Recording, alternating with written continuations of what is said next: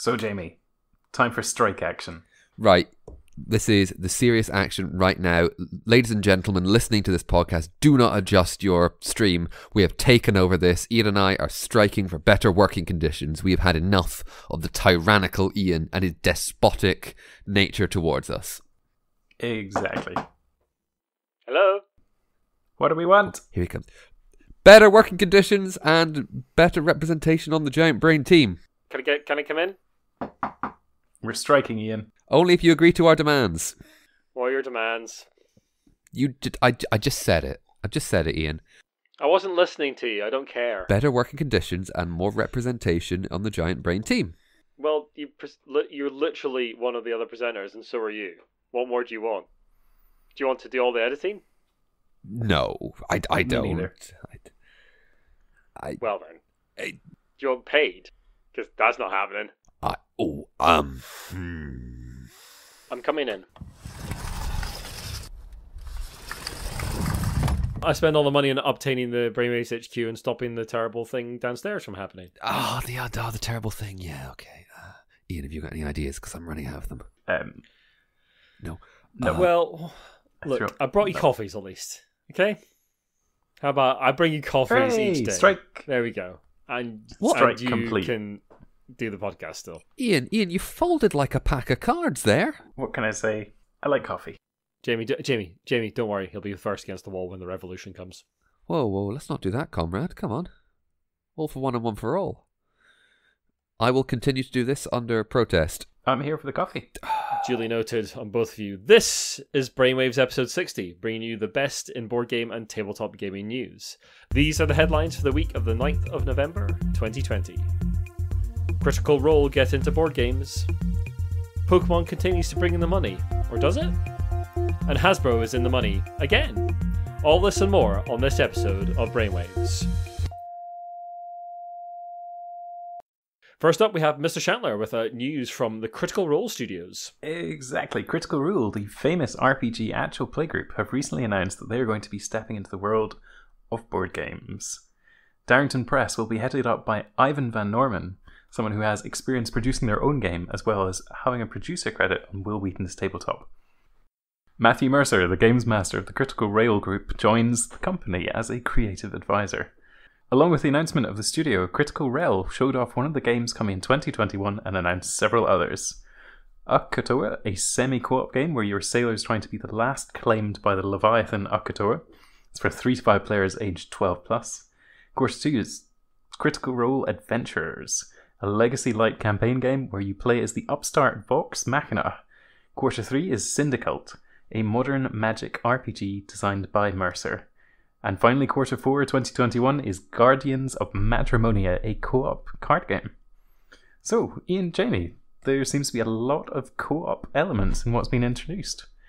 What do you reckon about that? Well, first of all, I reckon you're not taking things seriously, Ian. Yeah, who's this Critical Role group you've been talking about? I believe it's a Tolkien fan page, Ian. No. There's a lot of co-op in there. I mean, bringing people around the table is what Critical Role has always been about, always been promoting that side of the hobby, and especially with D&D and their work with that. So yeah, I can't say it's entirely surprising to see a lot of co-op and semi-co-op elements in their board game output. I mean, whether any of these will come to fruition in the timelines they say is another matter altogether with everything that's going on in the world right now. So yeah, interesting to see them step into that world though, and interesting to see an RPG in that list as well. Something an RPG that's fully original coming out of that group. We'll see what that entails later next year. Not surprised by the announcement of something like Syndicult, as you said. You know, the pedigree that the Critical Role brand has is fertile ground for something like an RPG designed by Mercer himself. I mean, the creativity that goes into his adventures is huge. So it's great there's another project alongside that. Yeah. A couple of semi-co-op games, yeah, absolutely understandable. As you said, it's all about getting around the table, even if that table is virtual. Yeah. You know, I'm all for it. We'll have a look at it. I mean, it's not going to go away anytime soon because it is Critical Role, the driving force behind the Dungeons and Dragons resurgence in the late 2010s. So, yeah, I'll keep an eye on this definitely. I mean, I haven't watched any of Critical Role, but I'll have a look, see what's going on. I think you mean Critical Reel, Jamie, the fishing show. Ah, no, see, I'm a fan of Critical Reel. Speaking of money and talent being toured into new board game companies, we have a new one called Warchief Gaming, formed by two ex-vice presidents of Blizzard Entertainment, who develop Overwatch, World of Warcraft, etc. Chris Metzen, Senior Vice President of Story and Franchise Development, and Mike Gilmartin, Vice President of QA, are starting Warchief Gaming. The website is currently a under construction GIF.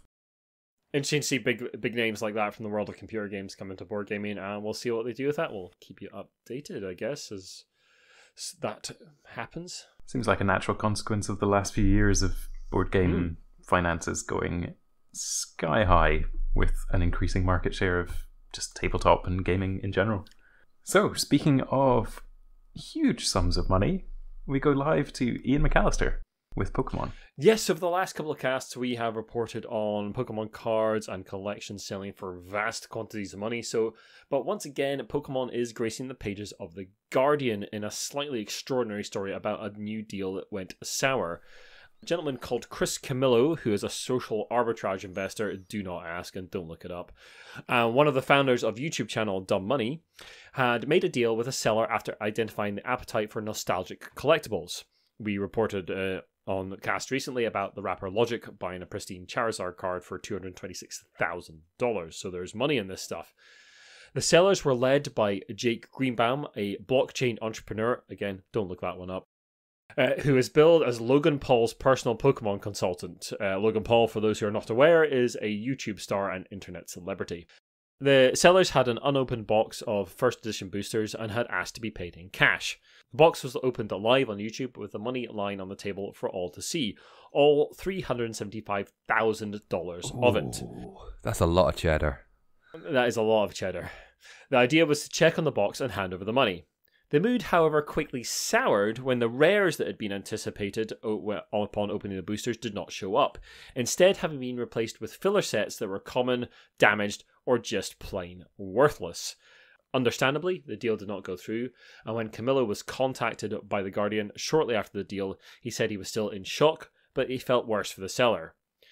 Figures provided by eBay say that the sale of collectible cards on the platform has increased 123% between July and October of this year. Barney Ludkins, owner of a UK-based collectibles company, said the boxes that had been selling for £6,000 just 5 years ago were now selling for in the region of six figures. And there's a little bit more information in that Guardian article from a couple of other collectible focused businesses where they're saying people are basically digging cards from out of the back of the cupboard or under beds, thinking that they're worth thousands and thousands and thousands of pounds and being, let's put it, sorely disappointed. So is this just capitalism gone mad, or is it a consequence of the collectible model? A bit of both? What's happening here? So Ian, you mentioned that you reckon this is Logan Paul just jacking up prices? Yeah, Jamie found another article about Logan Paul basically being very much into investing in the collectible, nostalgia collectible kind of area, Pokemon in particular, and that exposure has given the sort of Pokemon scene a bit of a boost, a bit of a kick, and people are buying and selling these things for long-term investment purposes. He's admitted that he's been buying these cards as an investment. In one of his YouTube videos, he said, "I've no doubt in my mind this card will be worth $1 million between 2 and 3 years from now. They are called appreciating assets. I'm done buying Lamborghinis. I'm done buying stuff that won't make me money." So it seems that he is, it's an investment for now. You're spending, I said 198,000, whatever. And then who knows how much that's going to be in a couple of years' time. But it also means that with the uptick in Pokemon cards selling and the market kicking back into life again, not that it ever really went away, but you know what I mean, there is also this greater audience who might look for really rare boxes of Pokemon cards videos. Yeah, indeed. I mean, I have sold a couple of board games in the last few years, which I wish I had held on to for a little bit longer because they've been worth a bit more money.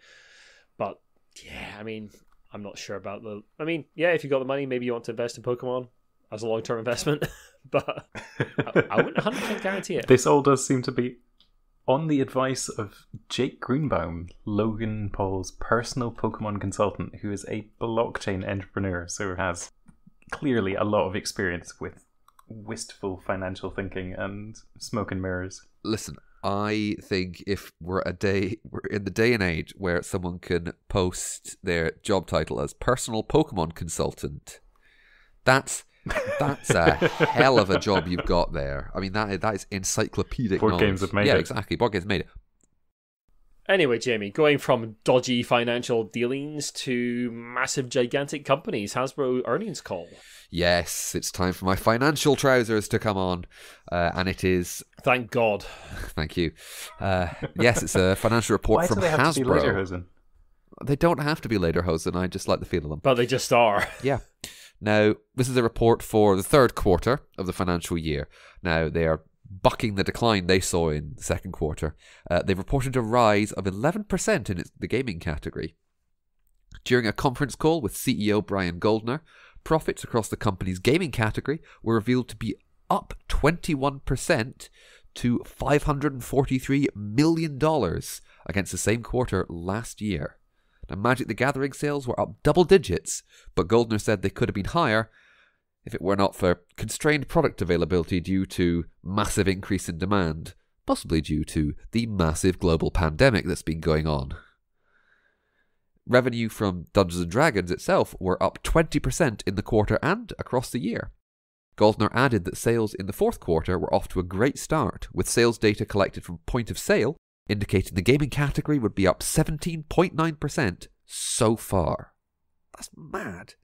Now, Hasbro's, understandably, has pretty high hopes for the gaming category as more people discover the hobby over the lockdown. Now, Goldner would not comment on the percentage of sales that were attributable to digital markets, but he did say the majority of sales were from physical releases. So there is a lot being said there. There's a lot not being said there. Take of that what you will. Overall revenue for the company, however, is down 4%, and profits were up only slightly. Now, this news unfortunately drove the stock price down by 9% on the day the earnings were announced. Now, if a lot of that doesn't make sense to you, don't worry, I have the vaguest idea of what it is myself. But I'm doing the best I can, and I'm sounding confident, which is 98% of what you need to hear. There is a moment from the conference call with Goldner where he revealed that the company was looking at commissioning a Dungeons & Dragons live-action TV series with interest from both streaming and terrestrial broadcasters.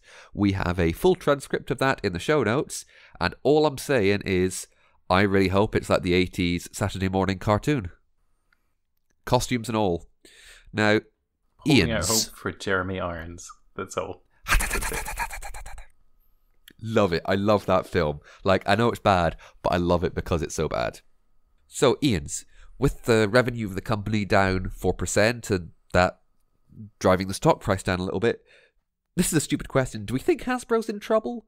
Or do you think it's just like a little dip and it's going to recover quite well? Because it is the run-up to Christmas, and board games always do well at Christmas with the inevitable buy a Monopoly set and trash it on Christmas Day. Yeah, true, but like, I mean, a lot of people are going to be pinching the pennies this Christmas. They're going to be like looking at like where they can save money, and if their toys category, the other side of the business that we don't really talk about, if that is... If that's depressed over the winter period, then maybe they'll be looking to... they might be looking to lean on the gaming category. Maybe they'll be looking to invest in that and see if they can double down on the improvements that the gaming category has seen, which would be good for us, I guess. So I don't know if it's in trouble yet, but seeing the share price drop like that, seeing that the profits are only like just up a little bit, that's not good for a company that is fluid on the stock market and has investors. No, that's fair. That's reasonable, I suppose. Yeah, I think the stock price is definitely a consequence of their business model of just growth, and yeah. I mean, we've seen a couple of interesting things with like companies splitting off from Hasbro after being bought by them. So, yeah, I think we'll see some more changes to Hasbro over 2021, especially if the convention season continues to be, well, let's face it, effectively non-existent.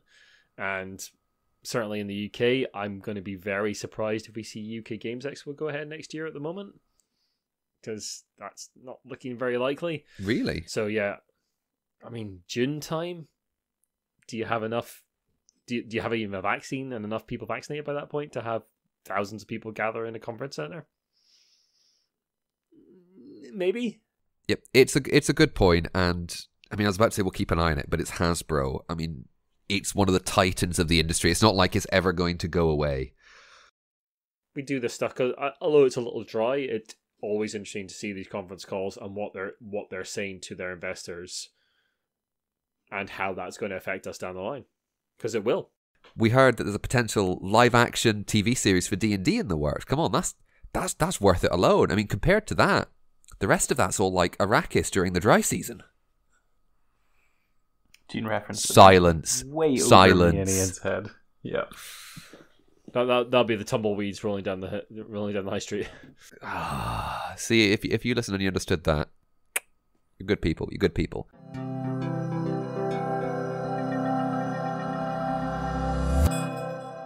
Anyway, I'll move it on to one of these dolts. Ian M., I believe you have more news for us. Indeed, it is our sad news to report that the celebrated artist Martin McKenna died suddenly in September. He started in the 80s with small press magazines, then got his first professional commissions for White Dwarf, and he went on to illustrate a lot of Warhammer Fantasy roleplay books and the first Warhammer 40k book. He also worked on a lot of Magic the Gathering cards and was an artist for 12 Fighting Fantasy game books and covers for 18 of them. You'll see his art gracing a lot of those books, and I thoroughly love that style of art. The thoughts of the Brainwave team are with his family at this difficult time. It's always sad when a well-known member of the community dies, and someone with such a great portfolio of work, you know, going from the 80s, a lot of his work in White Dwarf and Warhammer Fantasy Roleplay, and the first 40k book. I mean, that is groundbreaking. Ian, moving on from that sad news, Asmodee has some information about how to play their games online. Yes, we've previously covered how Asmodee, publishing giant that they are, have made resources available to help gamers during this time of the global brouhaha, as it is formerly known, as well as publishing free print and play versions of several of their most well-known family games. They have now published rules of how to play several games remotely over video conferencing software such as Zoom or Skype. Right now, the games included in this are Dixit, Double, or Spot It in the US, Just One, Time's Up, and Sherlock Holmes Consulting Detective. One of these things is not like the others. More will be updated in the coming weeks, and it is a lovely gesture, especially with Lockdown 2 Electric Avenue coming in just now in England. Jamie and Ian, pushing digital tabletop? I mean, that's what they should be doing. So I have issues with this. I mean, I'm all for like them saying like, okay, here's how to play some of our games over Zoom or Skype. That's fine. I've got no issue with that. But when they are simultaneously, and early in the year we talked about this, taking down tabletop simulator mods for things like, I don't know, Arkham, for instance, and then pushing like less efficient ways to play their games online right now, that just seems like madness to me. Why aren't they saying, hey, we've put together a Tabletopia. Like, they could go for Tabletopia. At least they get some money that way if they're concerned about the IP kind of thing. They could be making versions of these games on Tabletopia that you could play and pushing that platform. Instead, they're pushing this, which is kind of okay, but not great. Why not take this opportunity to push the digital tabletop side? I don't get it. Yeah, I know. Now, on the one hand, I'm thinking Tabletopia or Tabletop Simulator, none of that money is going to Fantasy Flight or Asmodee. That's not true. With Tabletopia, Really? the publishers do get money. Yeah. Okay. Publishers get a cut on Tabletopia, which is why I mentioned that one. Well then, shut my mouth. TTS, you're right. Yeah. But like you can go on TTS right now and find basically all of Asmodee, well, Fantasy Flight's, but Asmodee's Star Wars output. And if anyone's, as we've said before, if anyone's going to be litigious about their stuff being copied, is the Star Wars franchise. I mean, true. Yeah. True. It's just there's just a really weird thing going on there, and I'd really like to know what's going on behind the scenes, because yeah, this now is the time to push like the digital tabletop stuff, your digital adaptions and that kind of thing. But instead, they're doing this. I mean, and that's great for people who only have like Zoom access and like sort of like these more simple party games. That's cool. It's great that they're doing it at all. But also, why aren't you pushing that other side of it? I don't fully get it. Yeah, I could go on about that for a long time. I know you could. I know you could, Ian. I'd like to just point out that as was mentioned, the games you've got, Double, great. Just One, I've heard fantastic. Dixit. And Sherlock Holmes Consulting Detective. I mean, I'm not sure about Double. Yeah. What are you going to do with Double? Absolutely just smash the webcam. Yeah, like Dixit, sure. But Double is no. I mean, we should look into how they suggest to play Double via Zoom out of curiosity. Because well, you say that, we could do a stream where we play Double over Discord or something like that. The rules are up there. I've linked it to you all, so why don't we play it? You hush your cynical mouth, says Jamie. Well, Yeah. you sort that out, and while you're doing that, why don't you tell us about what he's doing about paying its DMs? Wotc, don't use jargon, Ian. It's Wizards of the Coast. Come on. Yes, hello everybody. Now, during the pandemic, funnily enough, online playing of role-playing games has hugely increased with, as I said previously, Dungeons & Dragons leading that charge. And their publisher, Wizards of the Coast, has announced virtual play weekends after seeing huge success with their D&D Live and D&D Celebration events. Now, planned throughout November to March, virtual play weekends are being run through Boldman Games, a partner of Wizards of the Coast. Notably, Boldman Games has a policy of paying their DMs. The statement from Boldman's website is, "Programs like these are only possible due to our awesome legions of DMs who put in countless hours of work honing their craft, preparing adventures and platforms for their games, and sometimes even spending vacation days from work to help out. We like to think we have some of the best, if not the best, DMs in the land, and it's time we recognise that fact." DMs, part of the event, will be paid relative to the number of paid players at their table. Now, the current rate is 75% of the ticketed price after credit card processing fees. Now, players will be paying something like $14 for a 4-hour adventure, $8 for a 2-hour adventure, and about $4 currently discounted for a learn-to-play adventure. Gents, do we think this is enough, considering the efforts the GM puts in? Yeah, we ran the maths a little bit before we came out on, and if it's a 4-player game, though, I think mostly they have 4, 5, 6-player games. If it's a 4-player game, it's $8.55 an hour, not including any prep work and that kind of thing that you've put into it. No, I don't think it's enough. If you're going to pay GMs to run things in a paid manner, I think you should pay them a bit more than that, and especially if they're literally taking time from their holidays, which they don't get a lot of necessarily in the US, to help you out. Yeah, I don't know. What interests me about this is Wizards of the Coast are setting themselves up as an Uber or Deliveroo style gig worker company now. I mean, it's a small thing, but if this goes ahead and continues to go ahead, then at some point, Wizards of the Coast has thousands of employees who do work. Wizards of the Coast get cash for these employees doing work, and they pay, presumably, them as contractors, meaning no standard hourly rate, no holiday pay, no job security Sick pay whatsoever. Yep. Yeah, I mean, this is not the first time that the idea of paid DMs has come about during my time role-playing. I've seen a couple of efforts to have basically effectively is there a DM in your area you can hire them to come and run a game for you kind of stuff. Yeah, but That's Ian, you've been definitely gaming a thing. since dinosaurs roamed the earth. Well, that's true. I'm half Velociraptor, so yeah, watch out for that. I wondered why. Never mind. Yeah, it's the short arms, you can tell. Ah, that's it. Yeah, I don't know. It's a really interesting thing. I'm there's always been all sorts of organized play which helps companies promote their product. There's D&D's got its organized play, Pathfinder does as well, and those people have always done it voluntarily. And they've got some product and that kind of thing from time to time, but they're never really being paid as such. So we'll keep an eye on this. We'll bring you more on it as it comes up. But I think also that Wizards have been auctioning off some of their unique bits and pieces from the warehouses, Jamie, as well. Yes, alongside the announcement of the virtual play weekends, Wizards of the Coast's charity partner, Extra Life, who supports Children's Miracle Network hospitals, has announced that they'll be hosting a series of charity auctions on Wizards of the Coast's eBay page. Now, there was one set of lots that were available until November the 7th, so when this goes out, unfortunately, that will have come to an end, but there will be a second lot starting just after that. So I'll explain about the first lot first, and then the second lot second, and that makes more sense rather than explain the second lot first and the first lot second, because that gets confusing. So the first lot first, which was, there were several uncut Magic the Gathering card sets, which were available, and we're talking, sets of cards that hadn't gone through the cutters, and they were the size of large posters.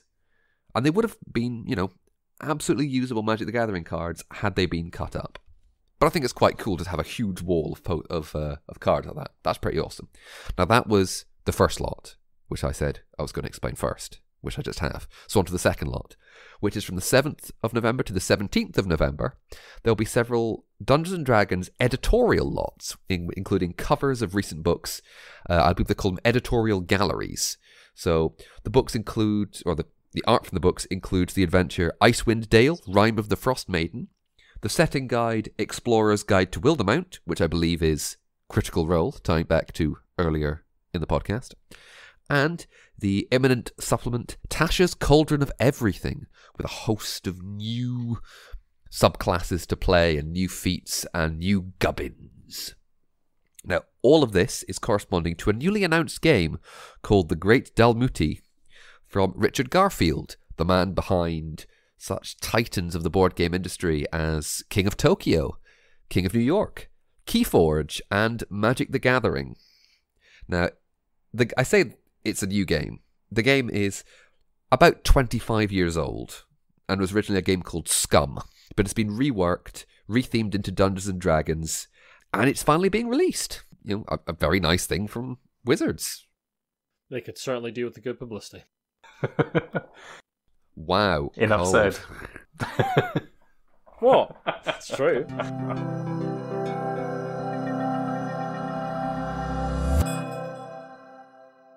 Anyway, moving on, we would very much like to thank all the people who make this cast possible, all our patrons. Thank you very, very much for keeping the cast going and allowing us to keep hosting the WordPress site and the Podbean site. Especially big thanks to our executive producers, the Lucky Sparrow Gaming Cafe. Gone but never forgotten.